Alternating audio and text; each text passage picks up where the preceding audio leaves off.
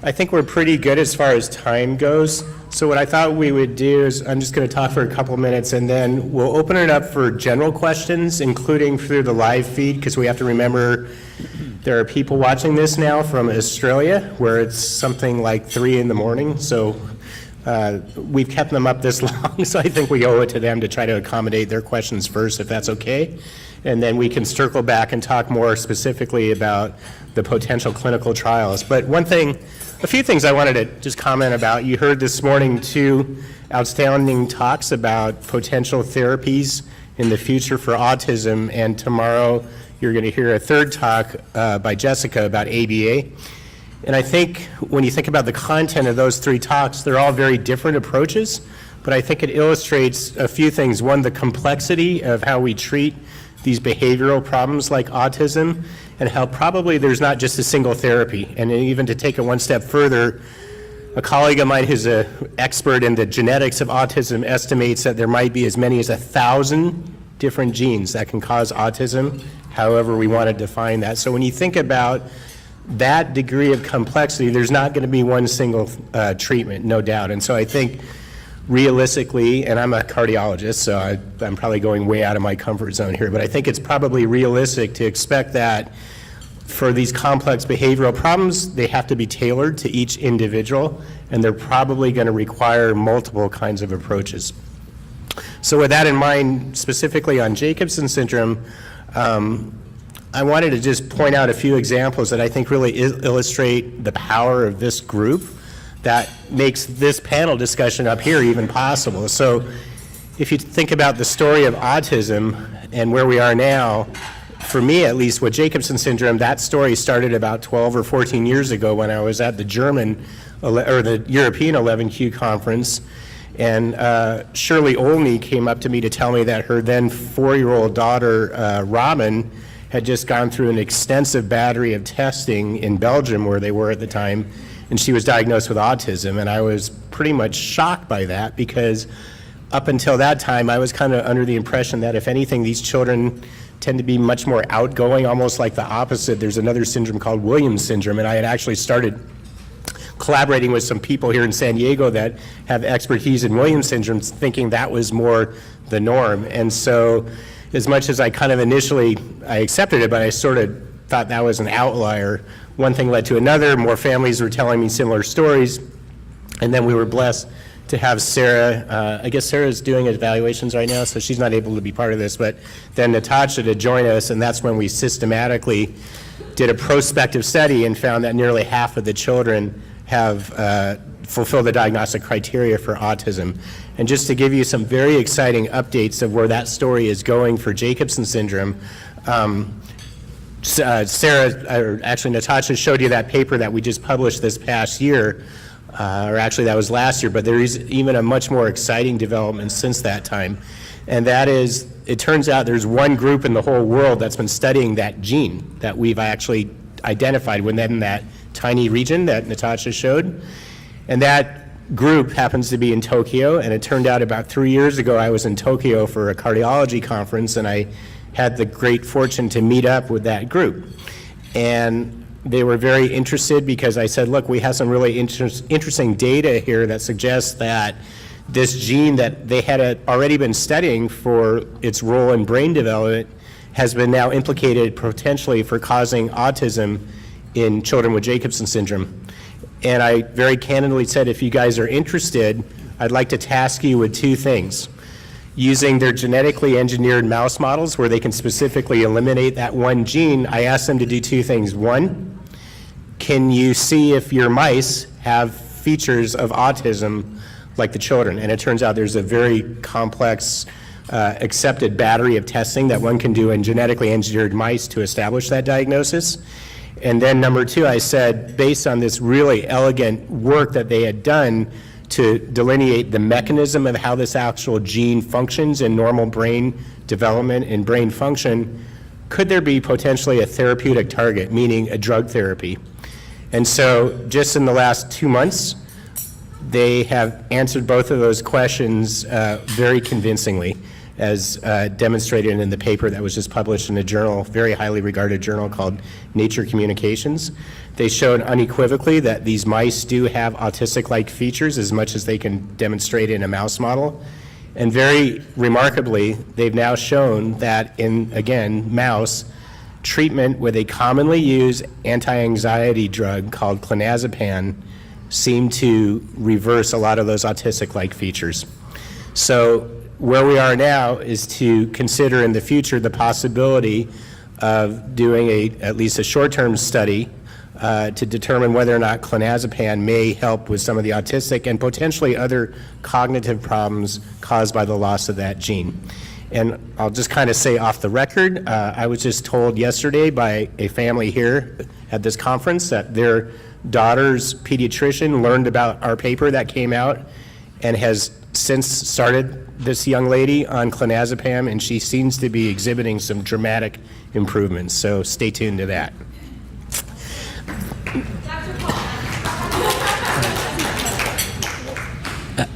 Clonazepam? I'll tell you after. There's no board. I don't want to embarrass myself and misspell it. It starts with a C.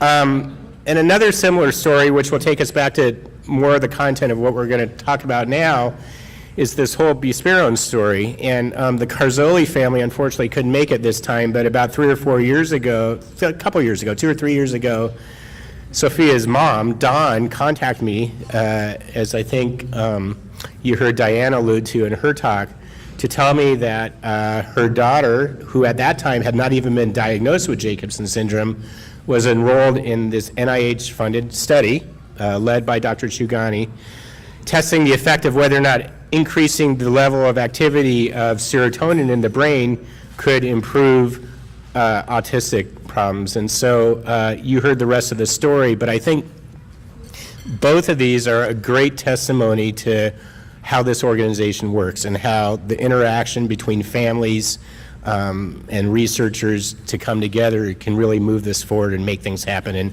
obviously neither of those things, or no progress can be made without all those components. So I think, again, it's a great tribute to you guys. And one step further, I just want to commend Lindsay because thanks to her leadership, this group is getting some really significant recognition nationally and even internationally as a model organization for a rare disease or a rare syndrome, and I think that's fantastic.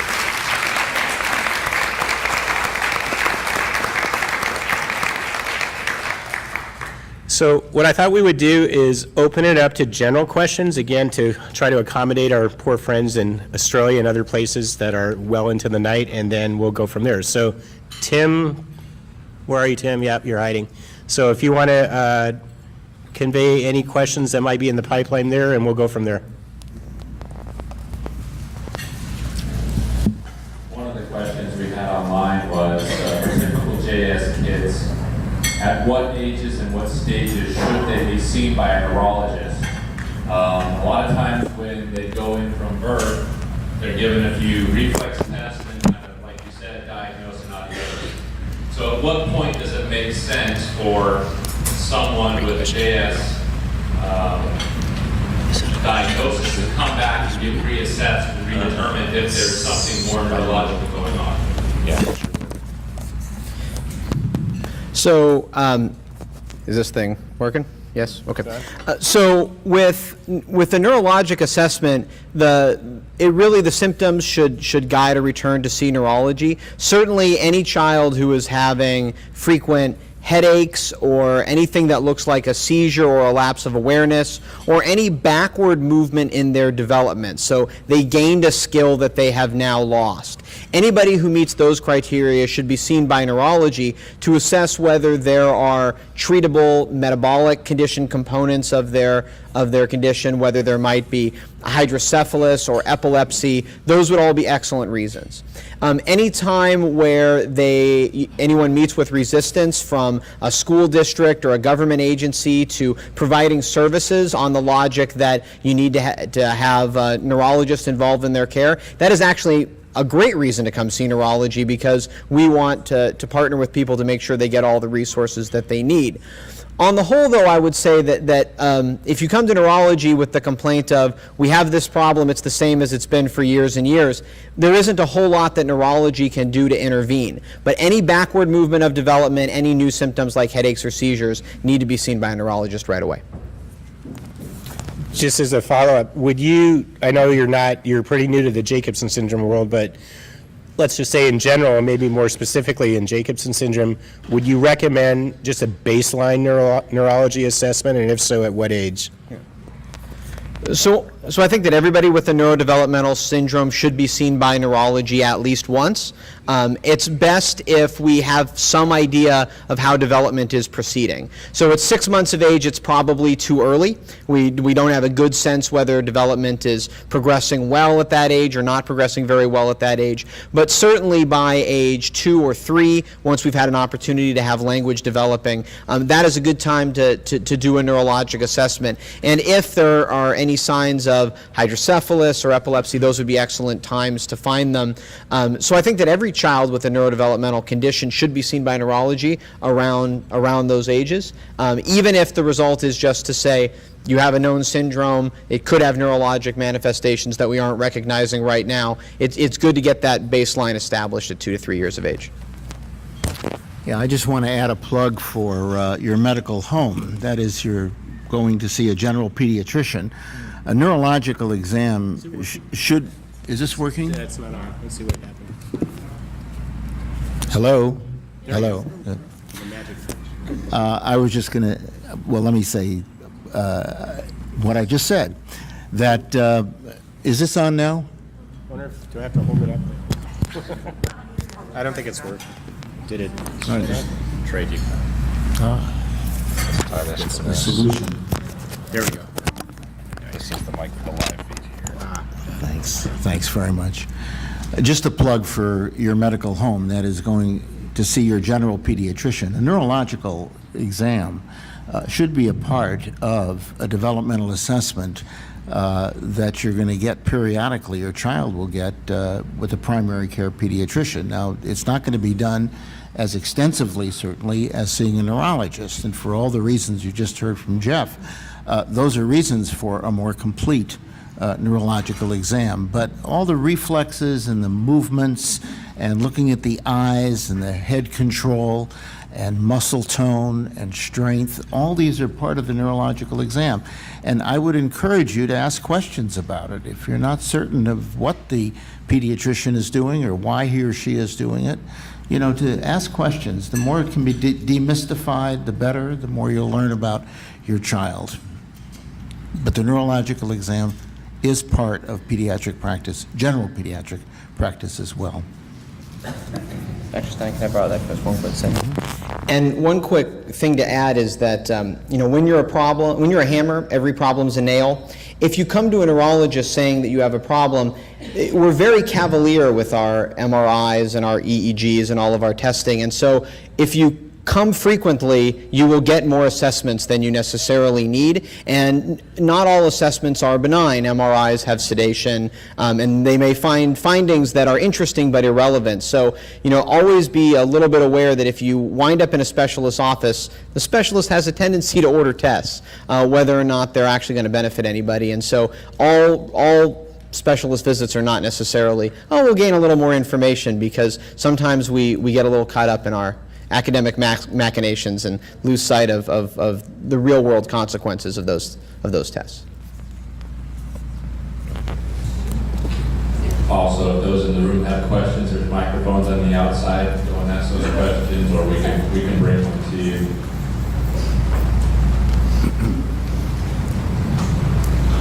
I have a question. My son is 23. He was born with trigonocephaly. He's had a brachioplasty. Neurology quit following him, I would think, around 6 or 7. I was wondering, is there ever a time when the cranioplasty has to be looked at again or redone? He's having a lot of headaches all of a sudden, and he's never had headaches before. Boy, that's an easy question to answer. You know, anybody who has a new symptom needs to be reevaluated. In general, cranioplasty and complications there too are best assessed by neurosurgeons. because all fixes for structural problems are anatomical fixes. And so really a neurosurgeon would be the ideal person to see. But if you can't get in to see a neurosurgeon, anybody who's having new onset headaches or who has long-standing headaches that are now weird, different, strange, or that are accompanied by any symptom that is not a traditional symptom for that person of headaches should be reevaluated, especially if they have had previous surgery or instrumentation. Should I expect that it would change and look different throughout the years? Because it does. It certainly could, but just because it could change for no pathologic reason is no reason to be complacent. If there's a new symptom, it should absolutely be evaluated. Thank you. I have a question, please. What about our older adults? My son is going to be 26 in a couple of weeks. Never had any kind of support, information. It's only been in the last year and a half of being part of this group that we have had any kind of concrete information about Jacobson syndrome. He's never had any neurological testing whatsoever. The headaches he has had were the pediatrician referred to them being allergy. And yes, he does have what they're calling seasonal allergies, which turn into an infection within hours, along with, these sporadic headaches. At one point, he had migraines, but again, it was allergies. So should he go ahead and should we set up some kind of an exam for him and testing? So I have a firm belief that parents have great instincts, and if you're worried, your physician should be worried. And I tell that to all of my families, that if you're worried, I'm worried. If you're not worried, I'm not that worried. And so if he's having a new strange symptom and you're worried, it should absolutely and positively be addressed. That said, headaches and things are highly prevalent in society in general. 80% of all Americans have had a migraine at some point in their lives, and 20% are diagnosed with a migraine disorder right now. And migraines are, by definition, painful, annoying, disruptive, but not dangerous. And so it's entirely, having Jacobson syndrome does not prevent you from getting a benign headache condition, but it doesn't mean that it shouldn't be evaluated. Everything should be addressed one time. And if he's never had an assessment and he has a cyclic, a symptom like headaches that come and go, it absolutely is reasonable to have that addressed. Right, and sometimes there's a simple way to sort out headaches, particularly when the pediatrician thought it's seasonal allergy. If the seasonal allergies are treated appropriately with medication, the headache should resolve. And if they're seasonal allergies, the headache should just be seasonal, that is periodic, related to certain seasons. And that's not too difficult to sort out. Migraine can be more challenging in terms of sorting out migraine from a more serious problem, but allergies shouldn't. Thank you very much. No offense to all of your education, but sometimes common sense and logical thinking is not something that you get to encounter in the doctor's office. Thank you. I've been a patient too, as those of you who were here 2 years ago might remember, and I share that.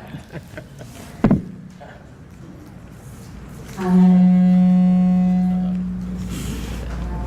question about the recommendation of having MRI baselines for this type of thing coming up.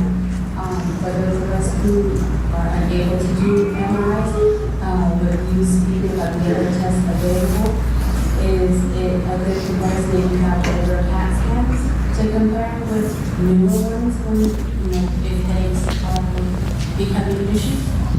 So for patients who are unable to have an MRI due to pacemakers or other metal instrumentation, CT scan is the best that can be done. Technology in CT has progressed amazingly in the last few years. Lower radiation doses, higher resolution imaging. So it is a very reasonable substitute for MRI. There are some things that CT is better for. It's better for imaging the skull base. It's better for the skull. It's better for imaging blood vessels. So one should not be deterred from a CT scan if it is needed. In almost all conditions, we have eliminated the recommendations for baseline MRIs. The reason for that is that the rate of incidental findings on the MRIs in normal people is so high that scans often cause unnecessary anxiety. So one of the things we deal with all the time when we do research studies that involve MRI is we find about at a 5 to 10% clip something atypical in the MRIs of the normal people in the study, the people we're using as our baseline comparison population. I have a family member who has an arachnoid cyst, which is a normal thing that 5 to 10% of people have, but when he found out he had an arachnoid cyst, he sees the neurosurgeon every 2 years to make sure it's not growing. It is a benign finding, but it has caused a great deal of anxiety that it was found. So in general, we've eliminated the recommendation for baseline imaging in neurofibromatosis. We've eliminated it in the baseline of almost every condition. So in general, I would say get neuroimaging if you feel it's necessary, and when possible, avoid doctors. Yeah. Not to put you on the spot, could I ask you, in Jacobson syndrome, how often would an MRI be useful? And I'm asking in a general way, I realize, but is it in 5%, 10%? And what particular conditions might an MRI be revealing of something treatable? Yeah. So I've never seen any formal number for Jacobson syndrome to know what that number is.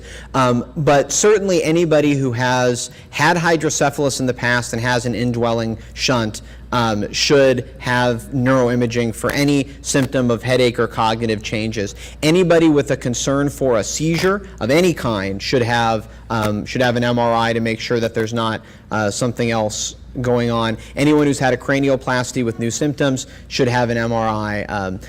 And because of the cardiac conditions, small subclinical strokes or silent strokes are always going to be an issue. So any new change in neurologic status, new weakness, new numbness, any backwards movement of development should prompt neuroimaging if at all possible. For the cranioplasty portion, CT scan is going to be better than MRI. For everything else, MRI is going to be better.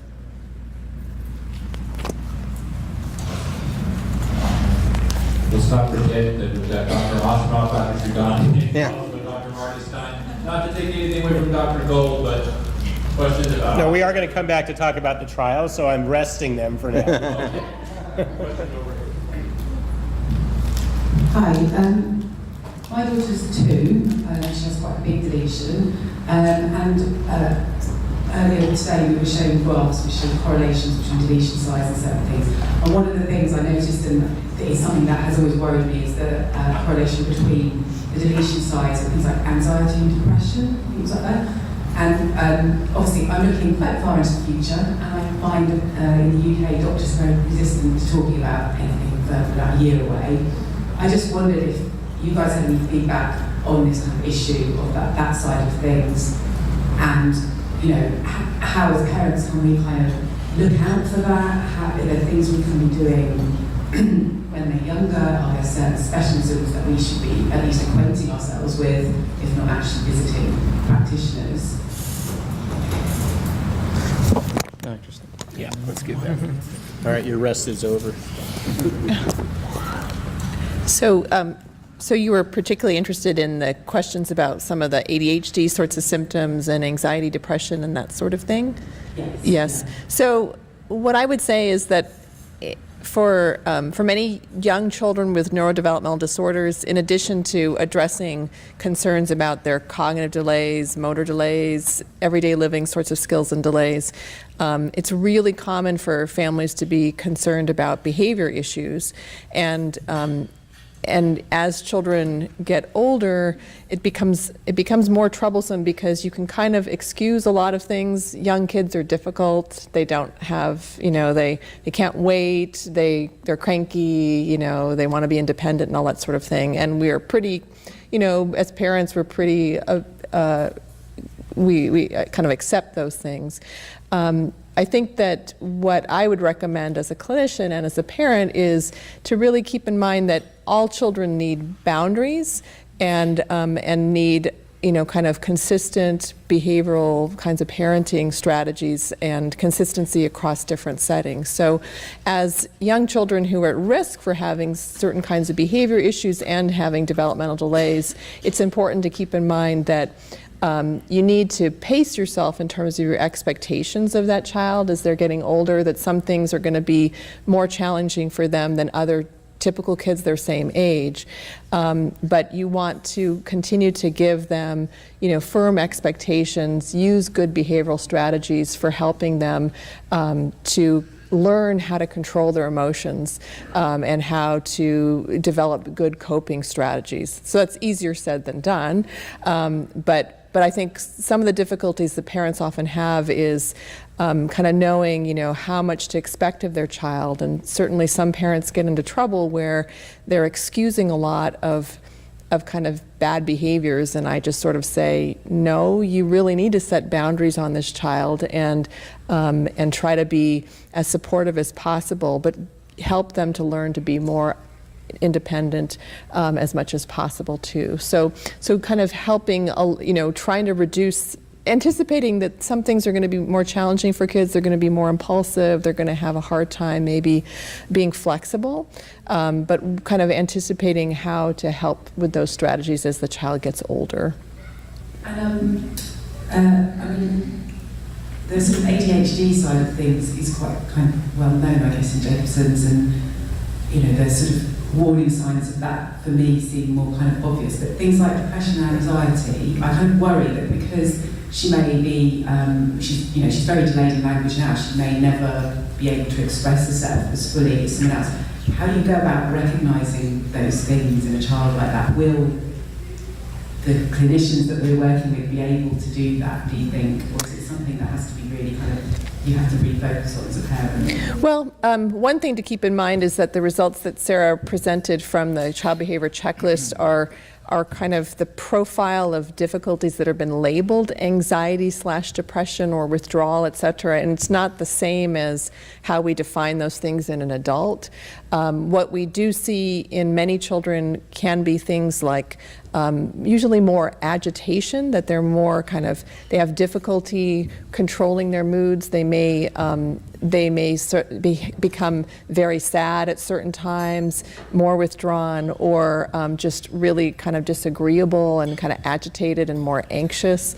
And so what we tend to do is we sort of work on those behaviors, anticipating what are the situations where this child is going to have more difficulty, helping them to understand it, particularly if they have limited verbal skills about why, no, we can't go outside right now, or we aren't able to do this, or you're in trouble because of this and that. And working on those behavioral kinds of issues, I think, is more helpful than sort of thinking about, is my child suffering from an anxiety disorder or things of that sort.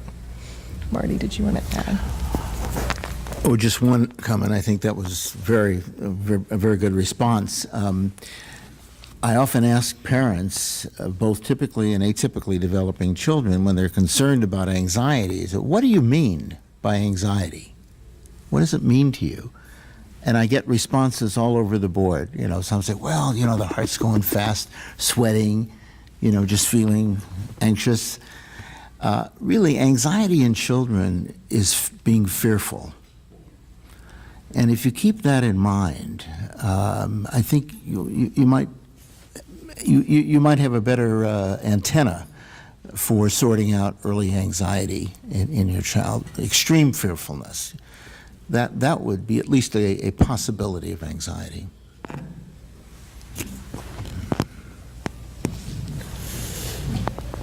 One more question on mine. Is there a scan or a test that can be run that will help to determine mental age of a patient? Say, for example, you are in your teens or in your early 20s, yet you exhibit behavior more of a 2 or a 3-year-old?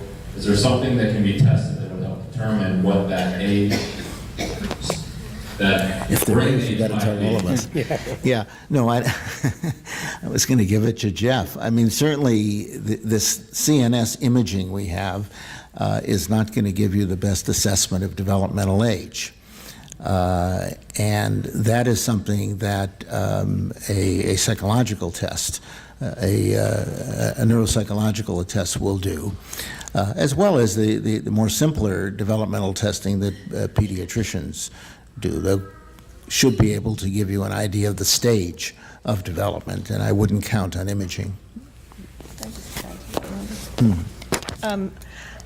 I think that another issue for people to consider is that when children are young, we typically talk about where their developmental level is compared to what we expect, whether they're a certain number of months behind and things of that sort.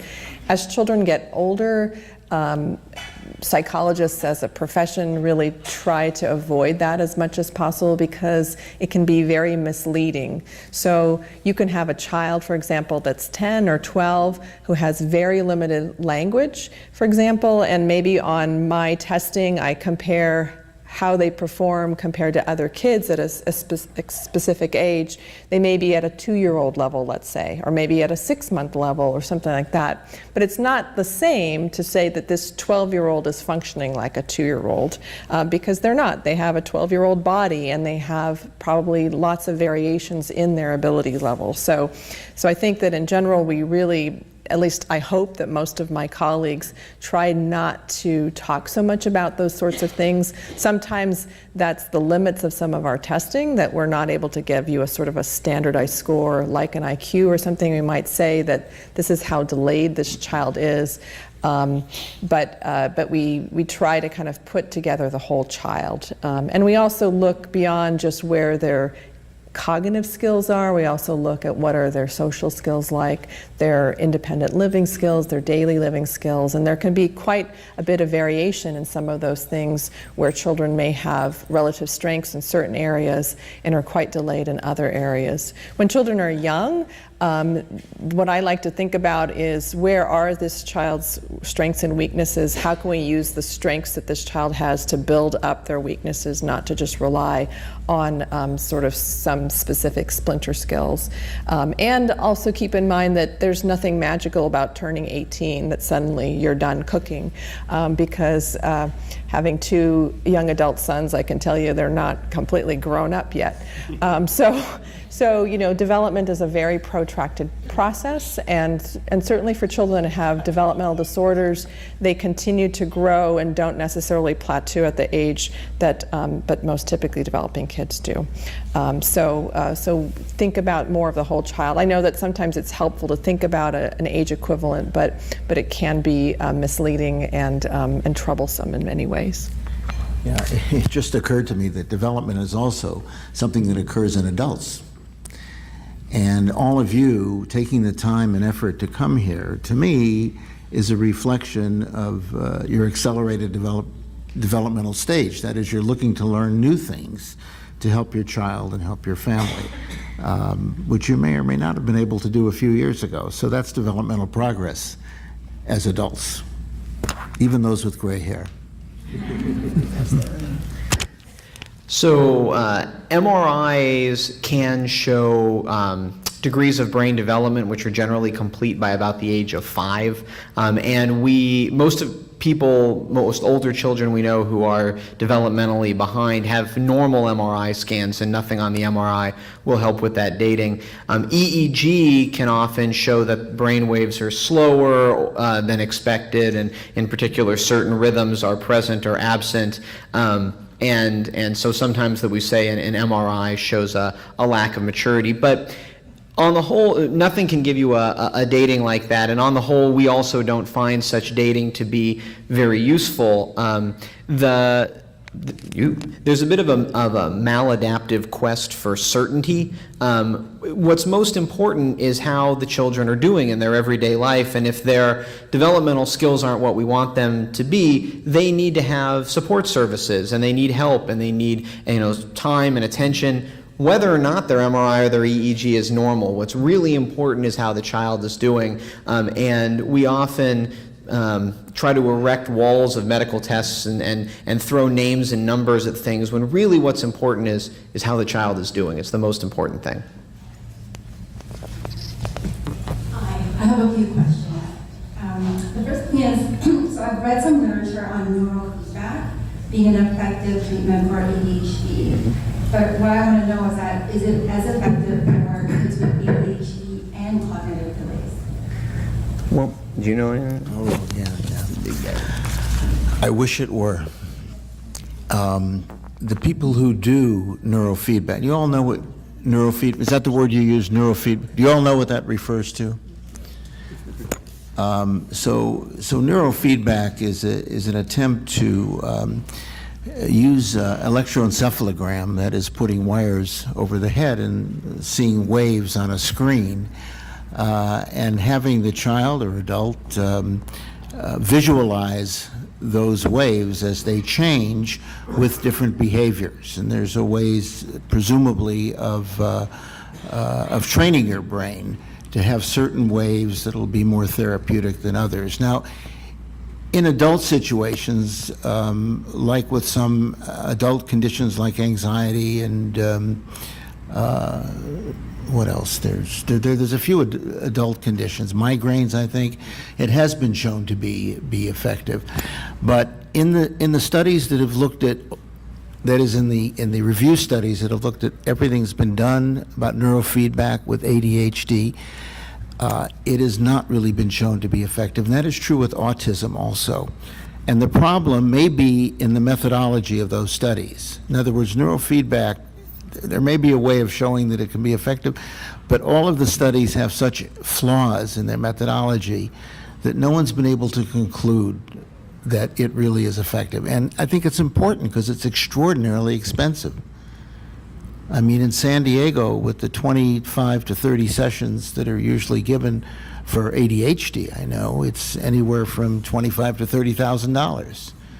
And insurance is quite variable in paying or not paying. So I'm very cautious about using neurofeedback. I generally don't recommend it. Dr. Gold, I think on one of your slides you had cannabis oil as one of the treatment. Would you recommend that for ADHD? So, an overall word about cannabis oil for ADHD, for epilepsy, for any of those things. So, cannabis oil, you know, the idea that cannabinoids might be effective for the treatment of neurologic conditions is not new.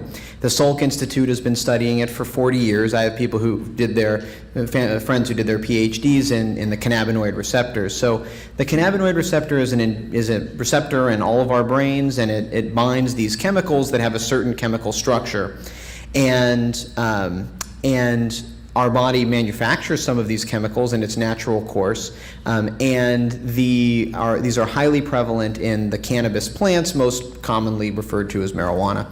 And they're inhibitory channels that decrease brain function, and so it's long been speculated that they would be useful in the treatment of epilepsy, ADHD, and other conditions. And I think that we're going to find out over the next 10 to 15 years that that's probably right, and that done correctly, there are cannabinoids that are effective in those conditions. However, due to what I think we would all agree is short-sighted governmental policy, it is not possible to do real research on those compounds at the moment. So there is no medical literature that can reliably tell you that those chemicals can treat epilepsy or ADHD or any other condition. Where we are right now, unfortunately, is the same place we are with a lot of pharmaceutical companies. They will come and say, I think this medication works, but we've never tested it. None of us would want to give that to a child. Until they're formally tested, rigorously tested, we cannot recommend their use. It would just be irresponsible for us to do so. My guess is, in 10 to 15 years, after the government has made some policy changes and real research has been done, we will find that cannabinoid derivatives are useful for a wide variety of treatments. But as of right now, it would be irresponsible to say that it's a good idea. Families express so much concern to us about medication side effects and what about the liver and what about long-term. Cannabis hasn't been tested for any of those things, right? And we have some patients that are using the cannabinoids for epilepsy that they obtain through family groups and grower groups. And one of the first things that we noticed was that people who were on certain liver processed medications were having dramatically higher side effects when taking CBD, and we found out that was because cannabis is processed by the liver. It has all the risks to cause liver failure and interactions with other medications as valproic acid and lamotrigine. And families express so much concern about, I don't want to take valproic acid and lamotrigine because I'm worried about the liver. Cannabis is processed exactly the same way. We need to do clinical trials on it. Please talk to your governmental officials and say, you got to take this off Schedule 1. It needs to be researched. It may be useful for a variety of conditions. But as of right now, it's too unproven to confidently say it should be given to anybody, certainly not children. And last thing, just going back to the anxiety and the depression. So is this a disorder, it's common in GS kids, but I'm wondering if it's because of the ADHD meds that the kids take that's causing the anxiety? Did I understand you? Is it because of medications taken for ADHD that they develop anxiety? Yes. Okay, oh gee, that's a good question. For many reasons. For many years, child psychiatrists and adult psychiatrists warned us as pediatricians not to use methylphenidate, Ritalin, or Adderall, stimulant medications for ADHD when there was a risk for anxiety, because anxiety would occur and it would be very severe. More recent studies have changed that. If the anxiety is mild or moderate, actually, these stimulant medicines for ADHD, like Ritalin or methylphenidate or Adderall, which is amphetamine, they may actually help the anxiety. Now, if anxiety is severe, then I think that these stimulant medicines are at risk for exacerbating the anxiety, but they don't necessarily cause anxiety. That's an old notion. So I do use them together, both in children with autism and other developmental problems, as well as typically developing children with ADHD and anxiety. But I monitor them very carefully also. I found that interesting because my son is on Adderall, been on it since he was 5, he's 27, and my niece, who's 17, is not on it. And they have the same anxieties. So don't really know where that anxiety comes from. And that was one of the questions. I just had two, but one was both of them, their anxiety seems to come from knowing what the future is going to be. They wake up in the morning, what's for dinner? Well, it's what, it's only breakfast. Or, what are we going to do now? And since they're older, they're kind of out of that. Like, I don't know what kind of therapy or what kind of behavior kind of things would help. Like, what can we do to help reduce that? Because we've focused on the other behaviors for so many years. Like, he used to hit and spit and bite, and like there were so many other ones to worry about. We weren't really worried about that.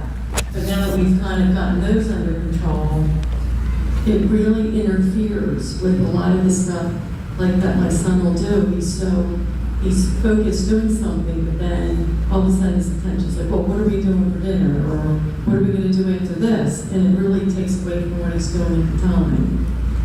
So I'm not really sure how we can help them with that kind of anxiety.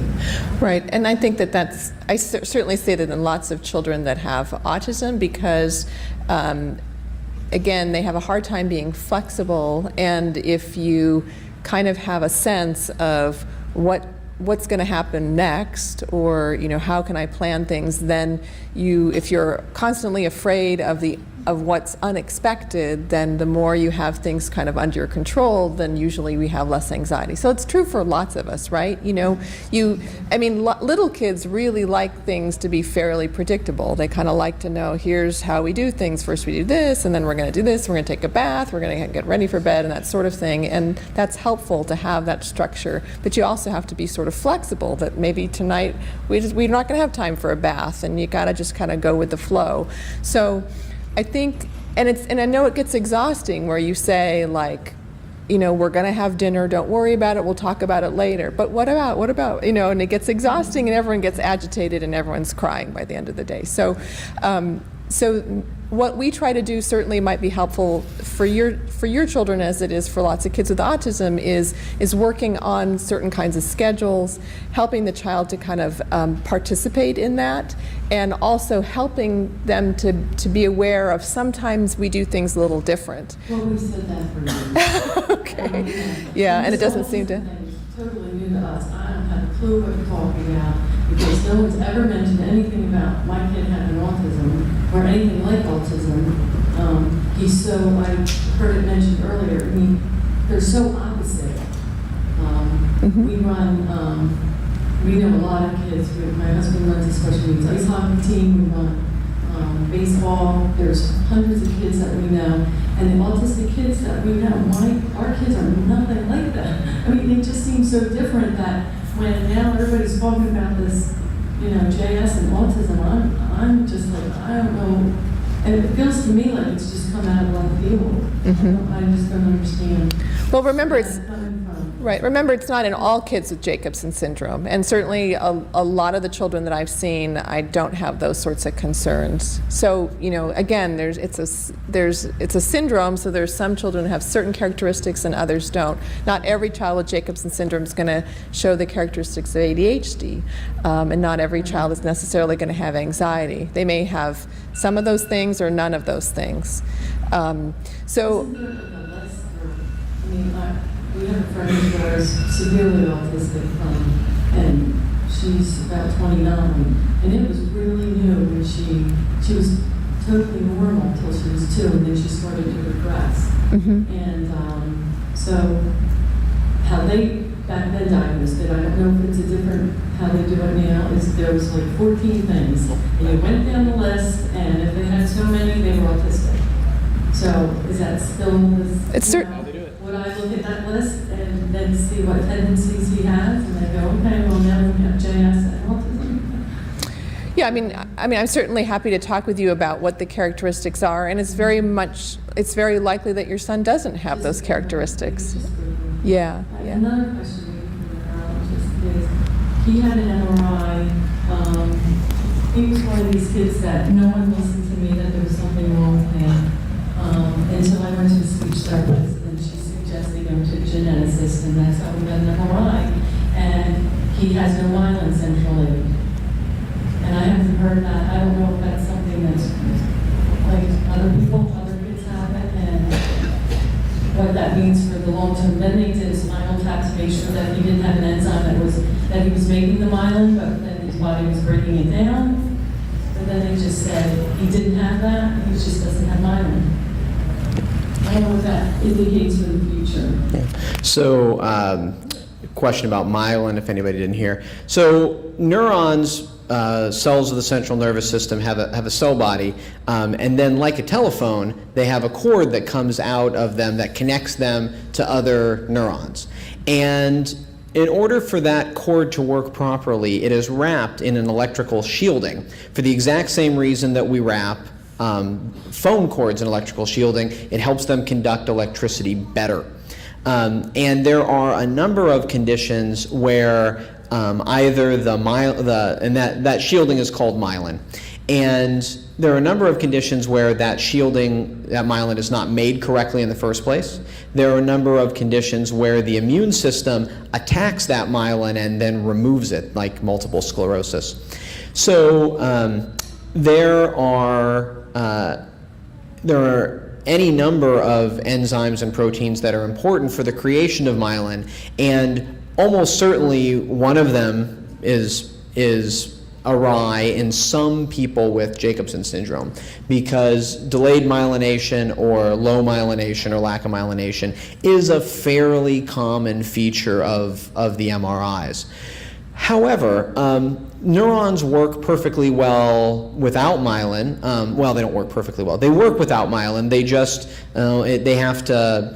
they communicate a little differently, they communicate a little bit more slowly, but it usually is not a progressive condition. It's usually something that you have and your brain has been dealing with since the beginning. And oftentimes it means that movements are a little slower, thinking is a little slower, and sometimes people who have myelin problems also have seizures. But on the whole, it's hard to prognosticate, because we have many people who, they get an MRI for some other reason, headaches or something, and they've led a normal, happy life, and at age 54 they find out that they don't have proper myelin. And so it's very hard to predict what we will see. But in general, people who haven't made myelin from a young age, they have some cognitive problems, some behavioral problems, and some learning problems, but not in a progressive way. It's a what we call a static problem, a static encephalopathy. So, Teresa, are you back there? Because I know you've been following the MRIs on a lot of people with... Oh, okay. But that finding on MRI is, I think, fairly common in Jacobson syndrome. I just wanted to add one thing. I kind of have to apologize. This never occurred to me until yesterday. Just among some of us here in the room, in the last year or so, we've published 4 papers on Jacobson syndrome, 2 specifically on autism, 1 on the immunodeficiency, and then there was 1 paper that's kind of more of an overview looking into the future for potential management of these different issues. And I was just kind of assuming people have no problems accessing those electronically. At the risk of stressing my administrative assistant, would people be interested if I brought hard copies of those 4 papers to? All right, I'll be making a phone call. We better bring her a bottle of wine and some t-shirts. I will try to have those by tomorrow, or for sure by Thursday. So maybe I'll get about 50 copies since we have 51 families.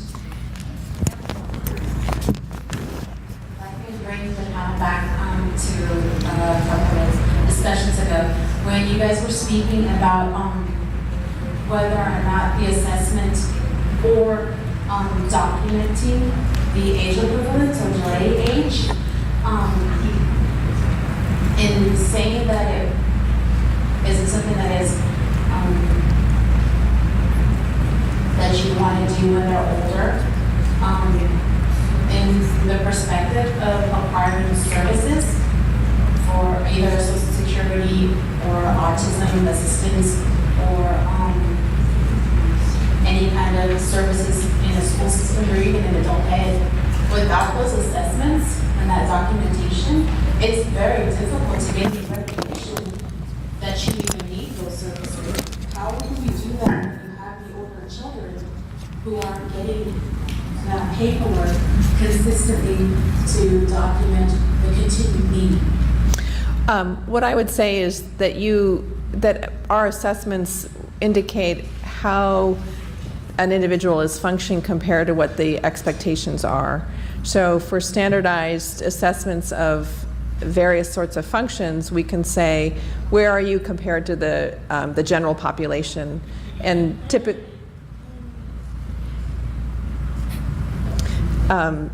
typically, for purposes of getting services or disability payments and things of that sort, we say, is the individual significantly below what would be expected? So significantly below the 10th percentile, perhaps, or whatever the type of measure would be. So I have done many different kinds of assessments for getting families services and giving parents legal rights for helping their adult children if they're not able to make those kinds of decisions for themselves, et cetera. And I've not had any situations where I had to document what the age equivalent of an individual was, but rather where they are compared in terms of significant disability. So I'm sorry if that was confusing, but But in terms of how delayed or how impaired are they, how well they're able to function independently, et cetera, that is, of course,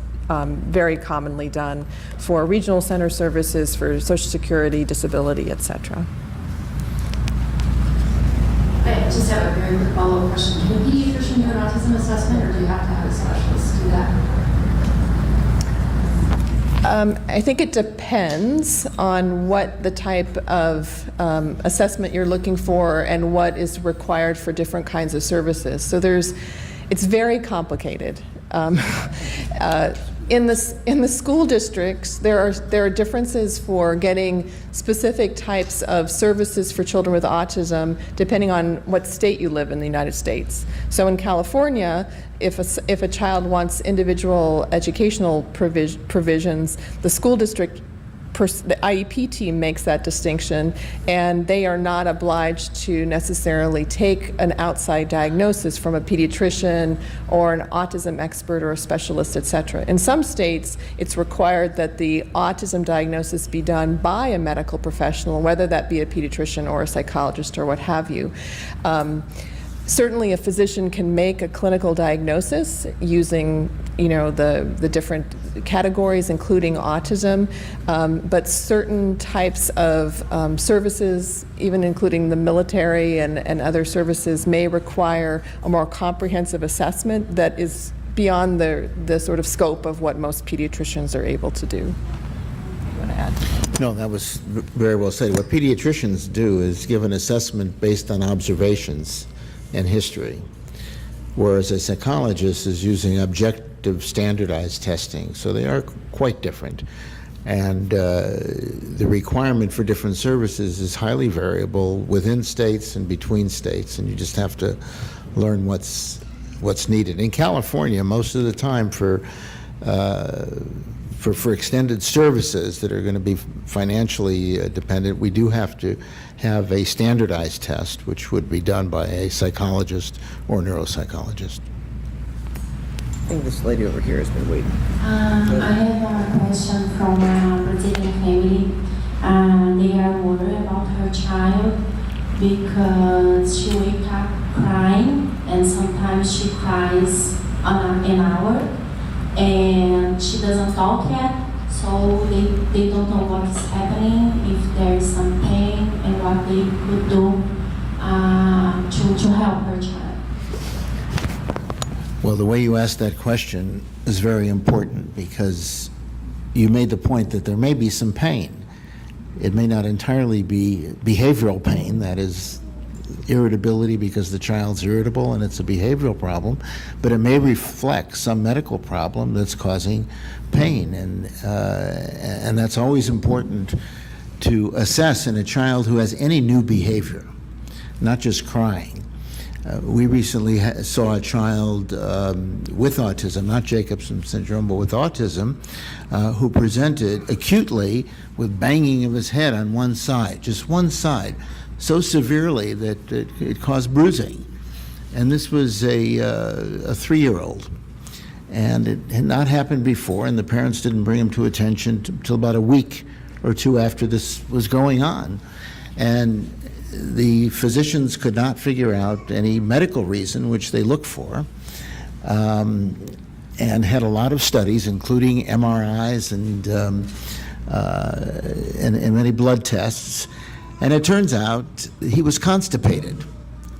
And the question wasn't asked carefully enough to assess his constipation. Now, if someone had done a full physical examination, including a rectal exam, they would have made that diagnosis, but it was quite delayed. But the point is that was an acute change in behavior, causing irritability and crying, but also this hitting. And whenever that occurs, I think you should bring your kids to the attention of your pediatrician to start with, to look for some medical cause. But of course, in many cases with your children, if there's irritability or crying, it's not acute, it's been going on for a while, so that would be somewhat different. The common things we find with acute irritability or crying are chronic constipation, and dental problems, and middle ear infections. I would say those would be the most common medical problems that we found, and they're not difficult to assess. Oh, thank you. And gastroesophageal reflux, which is very common in not only Jacobson syndrome, but most children with developmental disabilities. It involves the central nervous system. Yeah, reflux would definitely be a part of that. And those are all treatable, medically treatable, so important to look for. Thanks for the question. I have another one. This is from Spain, and a mother want to know which gene is associated to speech. If you are right or wrong, please. Well, That's yours, Paul. so the question is, which gene is associated with language delay, speech problem? Well, as we heard so nicely presented this morning, there's a difference between speech, the physical act of talking, and language function. But anyway, it doesn't matter for the purposes of answering the question. What we found in Jacobson syndrome is there are likely, well, we have very good evidence now that there are multiple genes in 11q. We have very good evidence implicating at least 4 or 5 genes now. And the way we implicate that is it's through a combination of finding which region is shared among all your children with a common problem, and then we identify a gene within that region, and then we can go to a mouse model, not for language necessarily, but for cognitive function. And then what you're going to see happening, did it go off? Yeah, there, sorry. What is actually going to be very exciting in the next few years is as more and more studies are going to be published on the results of doing human genome sequencing. I'll just give you one example for like the heart gene. There is a young man on the East Coast who has a very complex congenital heart defect who does not have a deletion in chromosome 11, but he has a single mutation in one nucleotide, one of the letters of the genetic code, in the same gene that we had already implicated in causing heart defects. And so in the future, I think if some of my colleagues have enough time to look at those publications, we're going to have a growing body of evidence demonstrating many genes just in 11q that your children are missing one copy of that contribute to a lot of these different aspects of cognitive function. You've been very patient. My son is almost 4 years old. So far he's been developing pretty well compared to same age group children. But one of our concerns is it possible for him to regress in the future? Because as we do see it, right now he's pretty much as an average 4 years old. Is it possible? It's certainly possible. Regression, especially autistic regression, is most common before the age of 3. And in the original diagnostic criteria, it had to be regression before the age of 3 in order to obtain a diagnosis of autism or regression. But it's been recognized that there are conditions that cause regression at an older age. That's true for people with Jacobson syndrome or anything else. Most commonly, when there is regression over the age of 3, it's because of one of these metabolic conditions or something that, you know, there's an enzyme in the body that's supposed to be digesting a certain chemical and it's not doing its job. And as you get older and older, that toxin is building up. Probably the most famous example of that is adrenoleukodystrophy. If you've ever seen the show the movie Lorenzo's Oil, it talks about that condition. And you know, that's an example of a metabolic condition that as you get older, suddenly, you know, at 8 or 9 years old, the behavioral problems come out and regression develops. But so it's possible, but I would not be waiting for the other shoe to drop and just enjoy everything, because that could happen to anybody. You know, it could happen to anybody. I can add to that a little bit specifically in Jacobson syndrome that in general, I would say that's very unusual for there to be actual regression, meaning where somebody can do something and then they're no longer able to do that. What we do see, which I think Marty and others can chime in more on, is that if you do testing on a young child, a 1-year-old or a 2-year-old, they may test pretty well relatively to typical children. And the reason why is because you're not asking them, demanding them to do as much as, let's say, when they become school age. So in that way, you might be told when your child is 1 or 2 years old, if they undergo testing, that they're pretty close to normal or typical, and that by the time they're 5 or 6, it might seem like a bomb dropped on you, that now they're going to say your child is significantly delayed. It's not that they have regressed, it's just that as you ask them to do more and more over time compared to their peers, they can't do as much. Does that make sense? Marty, do you want to? No, go ahead. The other thing, though, that, when I talked yesterday about brain hemorrhages and strokes, that would be one possible exception, obviously, that if there were some catastrophic neurologic injury, then certainly there could be regression, at least temporarily. But I would say all in all, and again, Teresa, I think, I know she's not here right now, I would say in general, we don't see regression of milestones in Jacobson syndrome. So if you accomplish a milestone, you can hopefully count on their being able to maintain that. So it's worth celebrating. I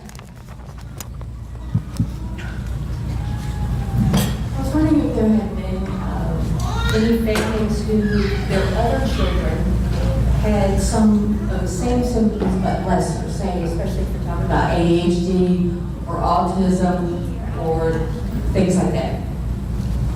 Even if it wasn't de novo, I don't know whether that would make the difference or not, or if it happens at all. Are you talking about specifically Jacobson syndrome or in general? Specifically Jacobson syndrome.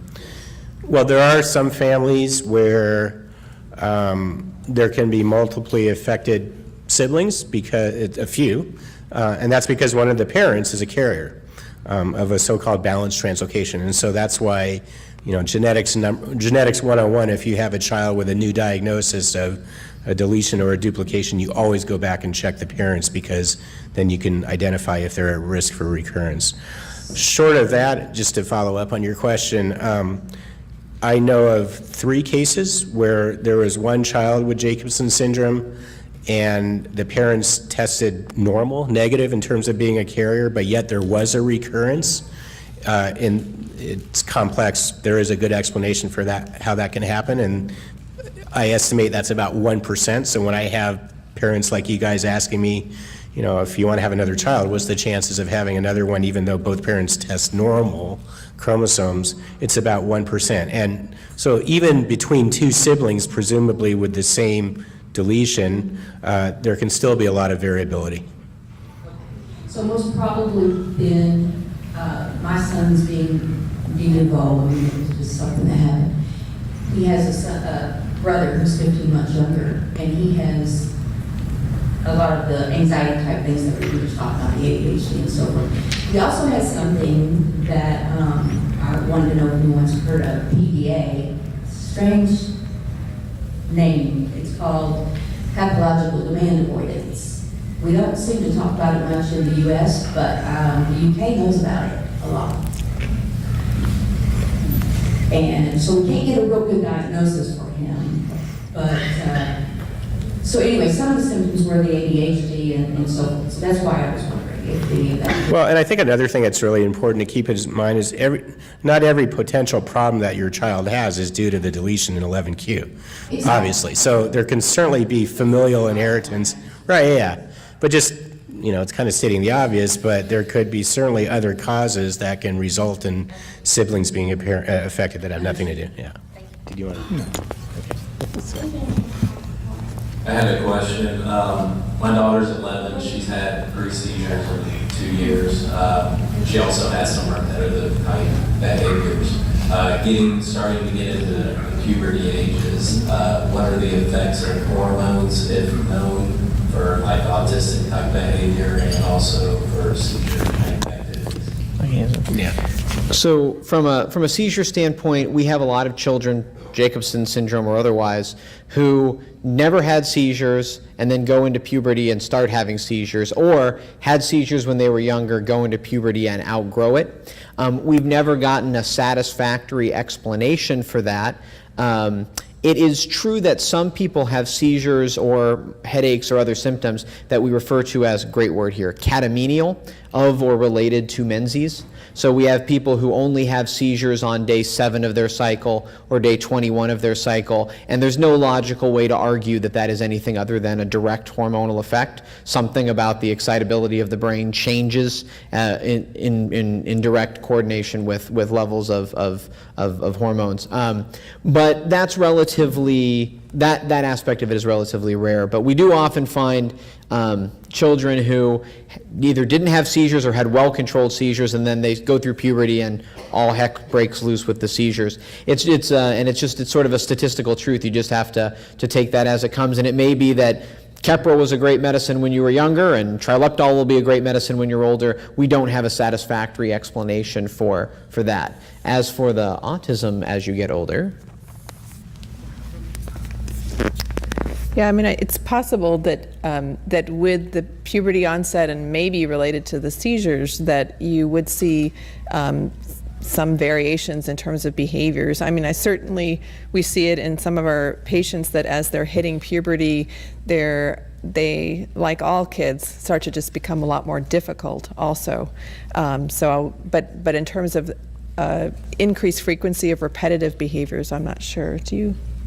No. No. I mean, the only other thing I can think of is I've had a few families report that at puberty or even a little bit later that the child would have some sort of a catatonic type of a picture that they didn't have before. So a child that was actually functioning very well up until that point, and then, became very subdued in their behavior. Maybe So you want to define catatonic. I'm not sure everybody. yeah, I was thinking of how I would define it, and I'm finding a loss of words, maybe you. Well, I think just becoming maybe more withdrawn and subdued and lethargic and those sorts of things. I mean, that It's pretty rare, but I think it's pretty rare. But I've heard it in my experience, Yeah. and I've heard it at other meetings as well, but it's Yeah. a pretty rare thing. Yeah. Thank you. Another question online. A lot of our kids seem to have a common characteristic of a very high pain threshold. Could this be something that's relative to perhaps something neurological where the pain receptors are diminished, or could this be something more medical related to I mean, obviously there can be many reasons for that characteristic, but a lot of our kids share a very high pain threshold. Well, my response would be both, but I'm going to ask my neurology consultant. so there are very few well-documented congenital anesthesias or congenital alterations in pain sensation. Some people speculate that it might have been a white matter issue, but pain fibers aren't myelinated in normal people anyway. So that's probably not the issue. But certainly subtle changes in neurotransmitter synthesis, having less substance P and other things. Those are plausible reasons. My guess is that it's more constitutional. Is that kids who have gone through a lot of traumatic events when they're younger often have, sort of less of a behavioral response to external stimuli, painful stimuli. That they've been through it. They don't respond in such a way. So I don't have a good scientific reason for it. It's certainly possible there's something on the chromosome that is important in the neural processing of pain. But my guess is it's probably more constitutional. Can I just add one thing real quick? I think I've heard from some families where, their kids get injured frequently because they're not sensing pain. So I don't know how that fits into your hypothesis, but that's, I think, somewhat extraordinary. Would you agree? Yeah. It's true that injury as a response to it could very well be that there's something that is one of the neurotransmitters important for pain sensation is awry, but I've certainly never seen it documented. But I believe it. That's why we need you. Yeah. You're gonna document. Well, we've learned more and more about pain in the last 20, 30 years, and even in typically developing kids, you know that different children experience apparently the same pain in very different ways. And we know now that there's a connection between the brain and other parts of the body. For example, if a child has a gastrointestinal infection at a young age with abdominal pain, and it's self-limiting, it resolves. Well, sometimes those fibers that go from the gut to the brain have memories about that pain. And I'm oversimplifying it, but that's really the substance of this.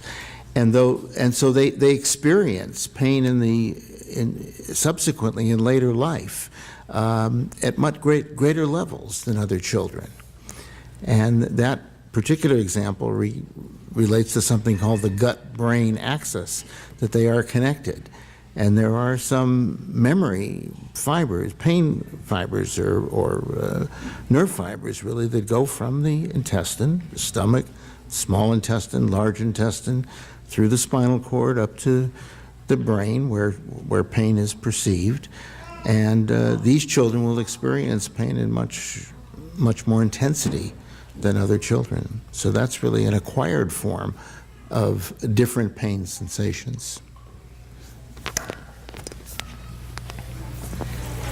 Oops.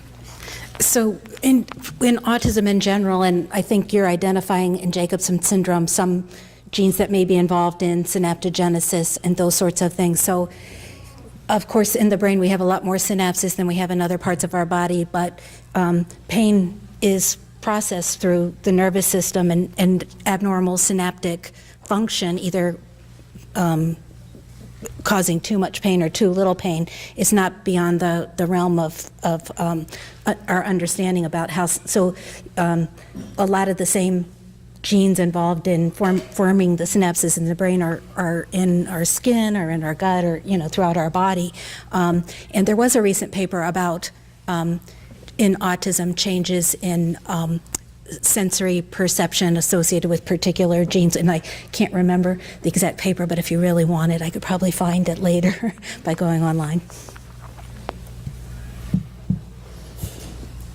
Did you have questions, Mike, or are you just giving up? So my son he's 11, and he is a really happy and enjoyable boy. However, when hits the fan, whether it's a non-compliance or whether it's a task that he doesn't want to complete, he has some real blackout moments. And I mean by he doesn't remember what he did, he just remembered that he made a mistake. And he's to the point where you can tell that he really, really, really wants to be independent. And that's where some of those issues come in hand too, because he wants to be, he knows he can't do the things that he wants to do. However, when I heard the Venus gauge thing this morning, it made my wheels spin about, the front lobe issues, and also the medicine thing. So I got kind of a threefold question there, because he really doesn't act like he remembers what the situation was, only that he made a mistake, and he's very sorry. Well, what I can say is that almost every week we do a prolonged in-hospital video EEG on a child who has intermittent explosive behaviors, where they get upset and they throw things and they don't remember what they did afterwards and everything. And I polled the 4 epileptologists who work at our hospital, and of all the EEGs and all the time in the last 30 years, we've had 1 of those children have seizures. So we often get that question. He's a great kid, and every once in a while he just goes haywire and throws things and hits things. And what I can reassure you is that, at least within our limited experience, that never seems to be due to seizure. I think it's probably most likely due to misactivity in the frontal lobe, because we know that acute injury to the frontal lobe gives people these disinhibited behaviors and things of that nature. And so I think that there's no reason to believe that that there isn't a real organic basis to tendencies towards outbursts and things to be disinhibition from frontal lobe behaviors. Whether or not that's a helpful statement, I don't know, because it's describing the situation more than it is coming up with an intervention. Because if there's something about the way the synapses of the frontal lobe may not have formed correctly, or connections in the frontal lobe may not have formed correctly, so that there is a network, a behavioral network that is prone to having explosive behaviors escape from it, I don't know if that advances our thinking or makes us feel better or worse. Does that make us feel like our behaviors are fated and hardwired into our biology, and what control do we have over them? I don't know. But I think that I've come to the belief that children who have conditions that lead to brain malformation and brain injury frequently have these sorts of problems. So I think that's probably due to the organization of the brain and that sort of thing. I don't know what the next step in that realization is. And they're so sporadic because right. there is medication that, it absolutely, you won't see them for 3 months. Yep. And then they come out and, right, yeah. You see them every 3 hours. Yep. So it's hard to say. So listening to your description of your son, the good news is that he expresses remorse. That was really great to hear. Because that tells me also a lot about his brain function in a positive way. In our center, I've seen this kind of thing before, and sometimes the behavioral analyst is able to work with the family to understand what are some of the circumstances that might lead up to those events. So, that might be something that you might want to think about is when these things happen, what happened before that, and are there ways we can avoid that situation in the future?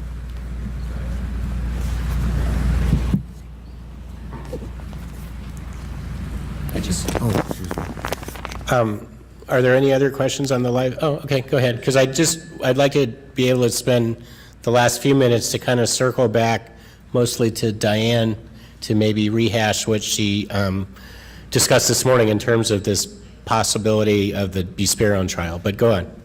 Yes, my question is about my 3-year-old.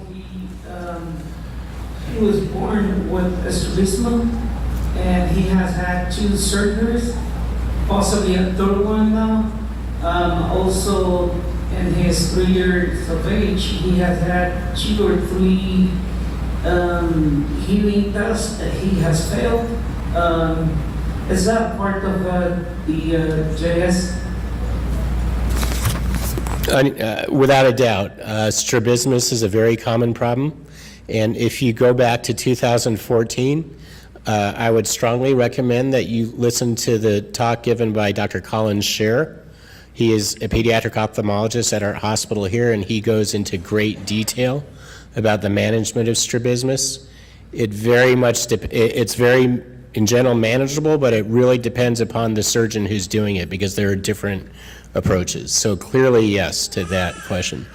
Hearing impairment is very common in Jacobson syndrome, and in fact, there's one gene, at least, that's been implicated almost for sure that can cause hearing impairment. One more final question online.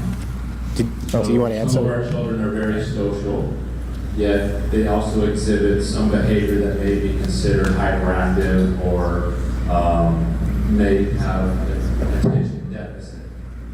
At what time would it be prudent for them to, given that there's a history of hyperactivity and autism and in Jacobson syndrome, when would be the triggers, when it would warrant additional assessment, or should all Jacobson kids be assessed for hyperactivity and or autism?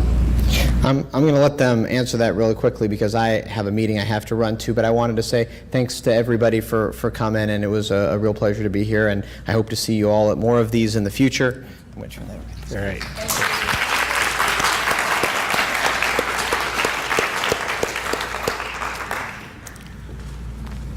The first time I experienced a child with a developmental disability and ADHD was almost 30 years ago. I was trained in a way, I think most pediatricians and neurologists were, that, ADHD well, that's not something we consider in kids with developmental disabilities. You can't tell because so many of them are overactive or inattentive or impulsive. And this was a 10-year-old child with Down syndrome brought to me by a school nurse and teacher. Parents were undocumented. They didn't want to come in, but they gave the nurse permission to bring her in. And sure enough, she had classic ADHD and was very responsive to stimulant medication. And I couldn't believe that I had been a pediatrician for 15, maybe 20 years at that time, and never connected ADHD with developmental disabilities, and it wasn't in our literature. I give that story because, ADHD obviously occurs in a variety of developmental disabilities that are brain-related, including Jacobson syndrome. And I think whenever a parent is concerned about any of the core symptoms, hyperactivity, inattention, impulsivity, or any combination of those, the child should be evaluated for ADHD. Now, we have two evidence-based treatments for ADHD. One's behavior modification, which you all know about and you're all doing for various behaviors, but behavior modification that's targeting ADHD behaviors, and the other is various medications. About a little less than 10 years ago, we did have a large study done, a randomized controlled study showing the effectiveness of methylphenidate or Ritalin in preschool children with ADHD. Now, these were typically developing children. And it is safe to use, usually in lower doses. Side effects are a little worse, but it is effective with ADHD, even in preschool children. The studies with medication in kids with different developmental disabilities are very small studies, so we don't have a lot of information in that. But generally, the same medications we use in typically developing kids will be effective in children with various developmental problems, including Jacobson syndrome, and it should be considered. I see one more question back there. Joy, come to the microphone, please.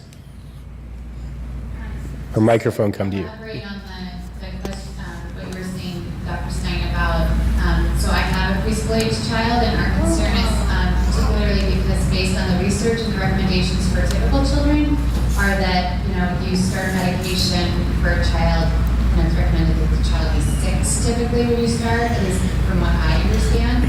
So my child just turned 5.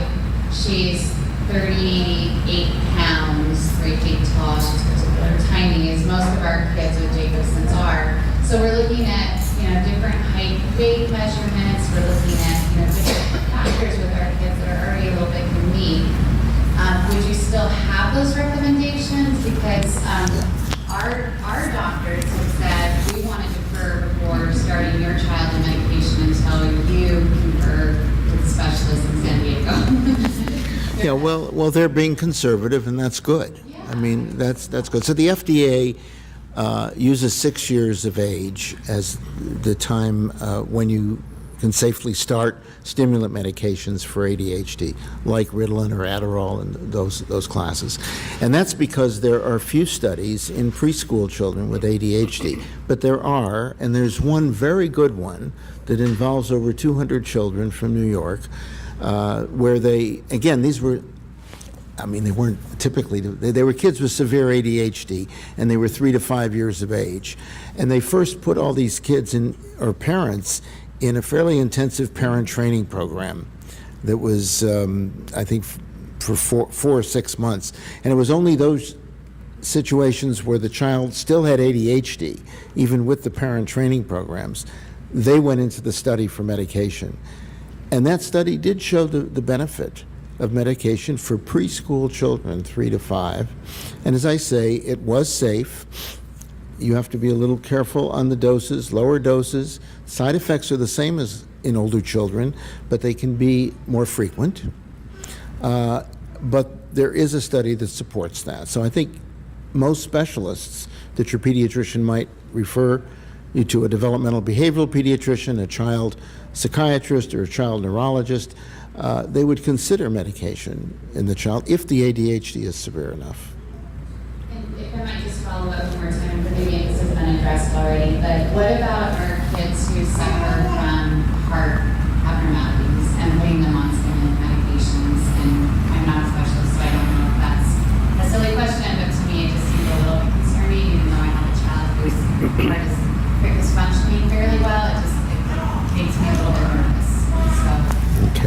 So Paul has referred to me some children with Jacobson syndrome with behavioral problems, and some of them have had ADHD, and I've recommended stimulants, but before I do that, I always ask Paul, do you think it's safe to treat this child with a stimulant? So I'll let you. Yeah, so I get referrals all the time from pediatricians who want cardiac clearance. So the bottom line is that in general, in terms of the heart, these medications are very safe. It doesn't mean there shouldn't be monitoring. There's a very rare cardiac condition called hypertrophic cardiomyopathy, and potentially if there are some arrhythmias where stimulants would not be safe. So, you know, that's something your pediatrician should be able to weigh in on, and we don't recommend doing screening echocardiograms in general on kids before they're started. We do sometimes screening EKGs. I know your daughter has had an echocardiogram, so for your daughter and virtually everyone in this room, these medicines are safe. As a part of that question, Hang on, let them bring you the microphone.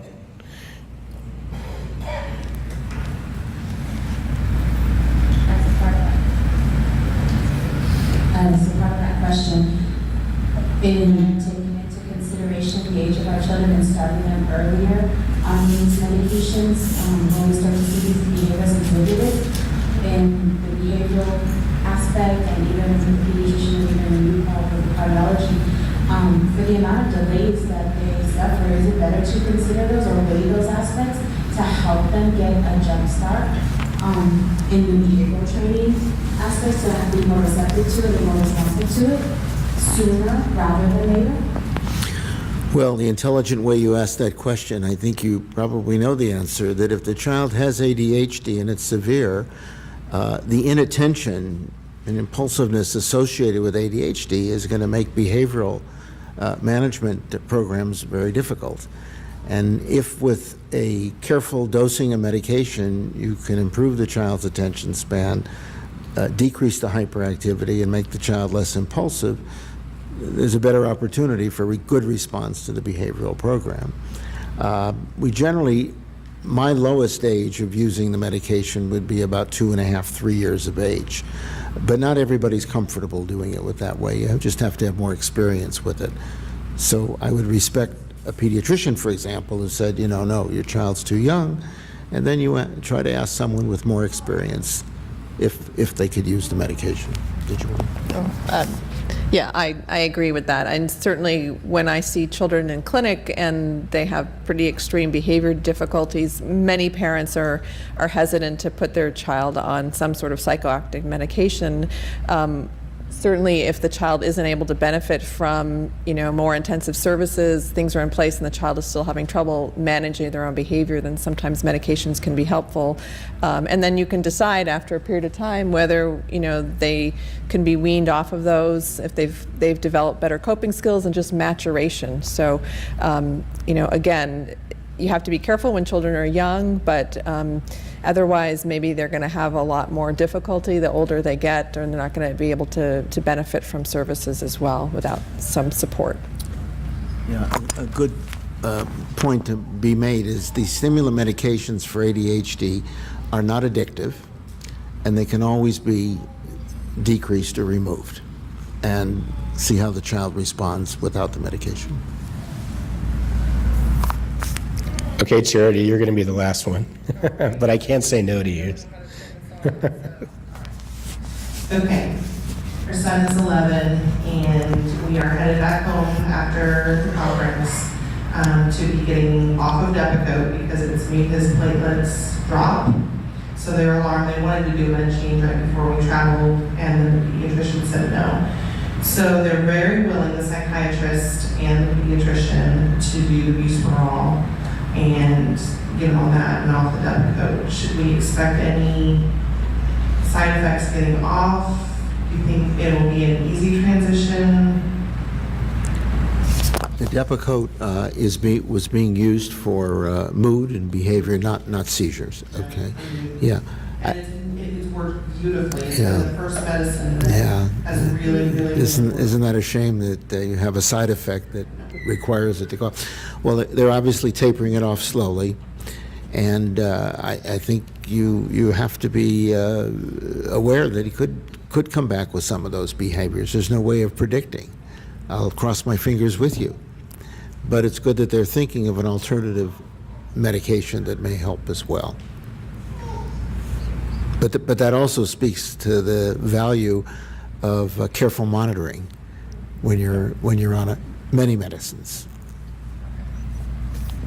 All right, so maybe in the last few minutes, if this is okay, I'd like to come back to have Diane and maybe Marty as well chime in on the possibility of doing this clinical trial, prospective trial with some of your children to see if we can replicate what Diane found in the one child that she talked about this morning with Jacobson syndrome that was in her trial. I have a question, and forgive me for going out on the limb on this, but I have a feeling the answer may be not as obvious as what I might have naively thought.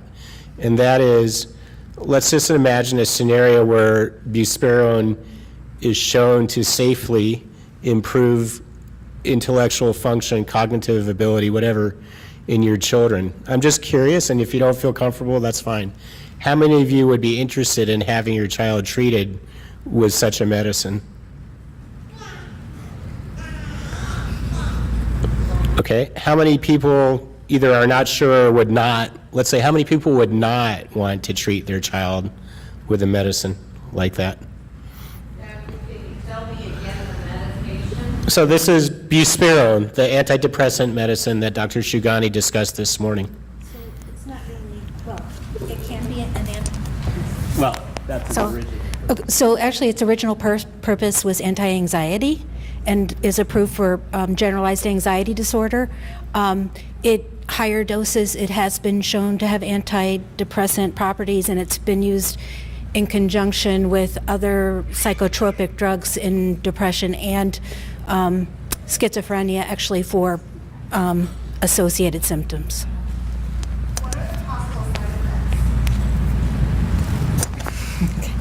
So I presented some tables during my talk about side effects, and really we saw no side effects above the placebo with the doses of the drug that we were using. You have the fixed age range, though. You're using very young children. We were using very young children. Buspirone has also been studied for safety in children between the ages of 6 and 18, and has been shown to be safe, and it's also been shown to be quite safe in adults, particularly at the dose that we're using. It's a very low dose, and I would expect very little side effects. Can this be taken with the ADHD meds? Yeah, just repeat the question. So the question is, can it be taken with ADHD meds? I don't know what the effects would be with ADHD meds. I think any time that you start medication, I wouldn't start with a bunch of things at one time because you really won't know what's having an effect and is not having an effect. In our study, stimulants and other CNS drugs were actually excluded as part of our protocol. The only drug that we then did that was CNS active that we did allow was melatonin, and that was because almost every kid that came in the door was already taking melatonin, and families found it useful. So I guess I wouldn't say that you couldn't use them together, but I would definitely not start it out that way. Do you mind just maybe reviewing sort of your proposed protocol, the three-part, just to kind of go over it? Right, so in our study, we used a couple of different doses, and the reason for that has to do with this dose dependency of buspirone that's been shown in animal models and in humans. So in our large trial, it's the lower dose that the children showed improvement with the restricted and repetitive behavior. The child with Jacobson syndrome was actually on the higher dose, didn't show improvement on autism behaviors, but did show improvement in adaptive behavior. In thinking about how to do this, and actually many studies that are aiming at behavior will start out with a lower dose and then sort of incrementally increase. So it makes sense to me to do that. I would like to talk with Natacha and Sarah to think about what might be some very simple assessments that would look at cognitive function, like a simple screening. It might be just something like a CGI, so a clinical global improvement. Do you think your child is having improved cognition? But there may be some actual simple cognitive measures that could be done to decide, is one dose better than the other? And then this idea that there could be some synergistic effect that came from those basic studies that were then applied in major depressive disorder, and cognition associated with major depressive disorder is interesting to me. So I guess what I would like to propose, it may be too complicated, and I guess that would be something that we could talk about, but maybe an escalating dose of buspirone, add melatonin, again, do some assessment and see how that might be, how that might work.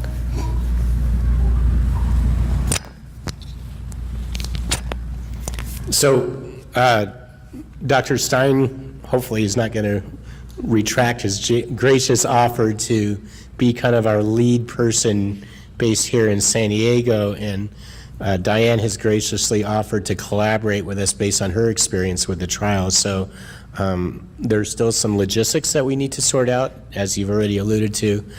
I guess one thing is, we're not going to do a large number of people initially. I would consider this a pilot study. But having said that, realistically, there certainly wouldn't be enough people just here in San Diego. So what it means is we'd have to recruit people like all of you potentially from around the country or wherever. So we have to factor in the logistics of what kind of assessments. Are there assessments that could be done, let's say, by questionnaire? Or does that mean that after every 4-week interval, we have to bring them back here or perhaps to where you are? Can you comment on that?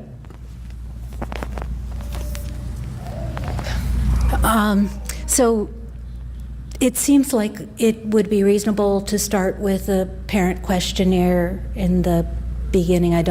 But I'd like to hear what Natacha thinks. Yeah, so what we're sorting out publicly here, looking like we don't really know what we're doing, is the question if we have families, obviously from around the country. Normally when you do a study, you have people all in one place. So we have to make this practical, but also as useful as possible. So one possibility might be something that I've read about in grant proposals that people have talked about doing for multi-site sorts of clinical trials, and also to reduce costs, would be if we had families that had access to like FaceTime on their phone or a webcam or something like that, where I might be able to talk with the parent, and also maybe get some video of the child, depending on what we kind of nail down as specific types of behaviors that we're looking for. We are doing this. This might potentially be very much of a pilot study, so I think that we want to be careful that we don't narrow it down to just certain questions maybe on adaptive behavior and eliminate other things that might have changed that we weren't really maybe measuring very carefully. There are certainly questionnaires that have been used in lots of studies where we ask specific kinds of questions of parents or rate certain behaviors, and then we have the parent rate those same things over time, and we can see, does there seem to be any changes in the child's behavior, but also if we could get some more objective types of measures that we could follow to see over time what might be, if anything, what seem to be certain characteristics that are changing in some kids more than others, maybe. So in our buspirone trial, it was a multi-center trial and with sites all over the country. And basically, once the core group of psychologists designed the outcomes, then we had a way of training people at the other sites to do those with reliability. So maybe that doesn't make sense for such a small group of patients, but maybe at least we could do it, say, on the East Coast where I am, and then on the West Coast, and then the people in the middle probably would decide to go to San Diego, but I don't know. Just logistically, if you're talking about 3-4 week intervals, is that right? I guess I said 4, but I mean, So it would be, why don't you just explain again what each interval would entail, and then would that mean, presumably you'd have to do an assessment after every 4 weeks, right? So at least with our Busebrone trial, the families did come in once a month anyway. They had to do that for drug swap and, measuring the drug that's left that the people didn't take, and also doing safety measures that we were doing once a month. So then it would just add another behavioral test at that point. Because we're talking about just 12 weeks, that's, baseline and 3 visits, that's 4 visits, which is a lot less than we did with the big Busebrone trial. I think for the parents in the audience, you are seeing a study in progress. Yeah, totally. And being made, and when I hear these discussions or participate in these discussions early on in research, it reminds me how important it is to be careful and get the best data you can before making any conclusions, particularly about medications in young children. And I think that's the caution you're seeing right here, and I'm sure that'll be included in this study. Did you have a question? Yeah, Diane, aren't you affiliated with Morris? Are all your sites, including Orlando, are they for like the testing and all that? Or just curious, are your other sites able to do the assessments? So I've just joined Moore's, and I have visited actually in Jacksonville. I haven't been to Orlando yet. Technically, we could do that. It would really be the same as setting up extra sites that are also not affiliated with me. So, the psychologists who are in Wilmington would not be the same as the ones in Orlando or Jacksonville. So, the thing that's important is once you decide that you use a measure, that everybody at the different sites are using it the same way so that you can put the data together. Okay, so let me understand this. So you're going to take, you're going to have the low dose, then you're going to move for 4 weeks, move to the high dose for 4 weeks, pick out which one's better, add the melatonin, and complete your study. And you want people that are in this area, if at all possible, that can come around here, right? Right, obviously, if you have to come for 4 visits a month apart, it would be easier for families that live close by. What will be the age, are you going to take, like, my grandson's 20, and we'd be, love to be in there, are you going to take someone that old? So again, that would be a decision we'd have to make. Would you probably be adjusting the medication for? So if we had children that are out of the, the 2 to 6 age range, of course your kids are smaller, but I mean, we would change to some sort of, per weight type of a, I just want yeah. to know offhand, I would love Mm-hmm. to be.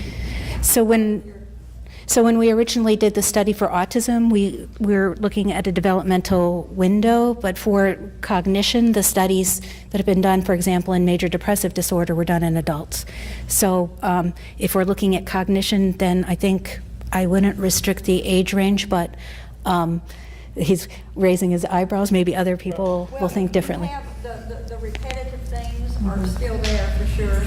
And I think as they get older, and I think it is more like the doctor said, that it's not that they regress, you just keep adding more and more things, and they get overwhelmed. And they want to be just like the other kids. And I honestly feel that they are they get anxious, they get a little depressed, sad. So those things definitely are going to be part of what you're looking for.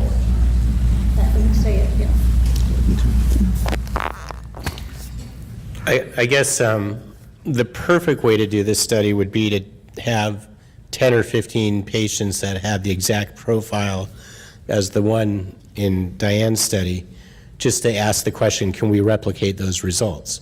So meaning someone that, what was she, 4 or 5 years old, female, with a specific deletion size. Well, we're not going to find that, obviously, so we have to be a little realistic about that. So being realistic, what I've kind of thought is it's going to depend, for one thing, on the logistics. If everyone has to come to San Diego or to the East Coast, that's going to obviously place limits on who's even able to do that. So who wants to enroll is going to be a huge determining factor to help us decide then who should we choose from that pool of potential participants that basically will give us the best chance of success. And I'm not saying that in an underhanded way, but you do kind of want to stack the cards in your favor to say, okay, let's create the most ideal patient profile or patient cohort to study as a first pilot study, right? And then we'll go on. But at the same time, what might be realistic is if we study 15 or 20 patients, sort of casting a wider net in terms of their profile, even if, let's say, 3 or 4 or 5 out of them have a significant improvement based on whatever endpoint criteria we use, I think, in my opinion at least, that's still a very meaningful study. And then it can help us potentially to design a larger study down the road. I would love to see even one patient, hopefully more, have a similar response to replicate what that one child did. So I think on that note, we should probably wrap things up because we're getting right to the end of our time. Do any of you want to make any final comments? Diane? So I'm just saying this now because I have short-term memory problems and I'm thinking of it right now. So I've been involved with other family groups that have complicated genetic disorders and have been around longer than this organization. I think this is a really wonderful organization. Maybe you've done this already, but to have a published consensus statement on best practice for all of the different medical and behavioral problems that they have, I think has been very helpful for people with those other disorders with regard to insurance, and also for the families to be able to give that to their physician so that they, not that you don't have anything to do. Well, we've certainly done that specifically in terms of a medical protocol for the bleeding problem as one example, and I think we're going to be able to do that very quickly for the immunodeficiency. In 2 of the papers that we've published, as part of those papers, we have clinical guidelines and clinical recommendations in peer-reviewed journals. So that, I think, has empowered many of the families to take that to their primary care pediatricians and say, these are the recommendations. I think that's been very useful. So, yeah, we try to do that. No, I agree. In our spare time, I think we'll try to work on that. And it's been amazing to me to see reports from physicians that have cited our paper in the genetic results. That's pretty amazing. Yeah. So, but that isn't available for everybody. So we'll definitely work on that too. Any final comments? No, it's just been a pleasure getting an opportunity to meet you all and talk to you all, and I hope in 2 years again we'll all be here. And Dr. Stein will be at the ballpark tonight as well. Go Padres! Go Padres! Quite the optimist. Real quick, this is Paul's gift from last night that didn't come in, finally got here today. But this is a new one. This is, I mean, you may have noticed what I've been giving him out. This is a new one with all the new faces of 11Q. We did this several years ago, but it's getting a little outdated, so we did a new one for Paul. So what should I do with the old one? they can hang next to each other. And this is for you, Marty. That's for you. That's beautiful. And now we need to get our kids from the child care. You know, Paul, even though you're not going to be there, let me know the section there. Yeah, ask Lindsay. She